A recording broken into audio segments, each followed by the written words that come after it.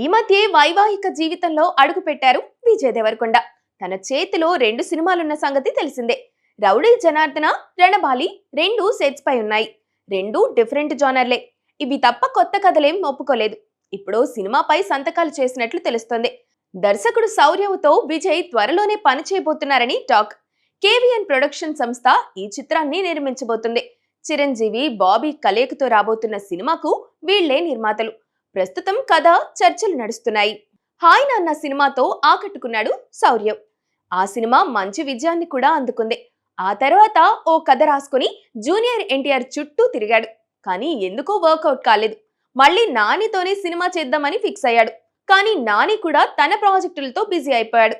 ఓ తమిళ hero కూడా కథ చెప్పిన శౌర్యం ఇప్పుడు విజయ్ దేవరకొండ దగ్గర ఆగిపోయాడు. హాయ్ నాన్న క్లాస్ టచ్ తో సాగే కథ, ఎమోషన్స్ కి పెద్దపీట వేశాడు. ఈసారి మాత్రం భారీ యాక్షన్ హంగామా ఉండే స్క్రిప్ట్ తయారు చేసినట్లు కూడా తెలుస్తోంది. ఈ కాంబోకి సంబంధించిన అధికారిక ప్రకటన త్వరలోనే రాబోతుంది.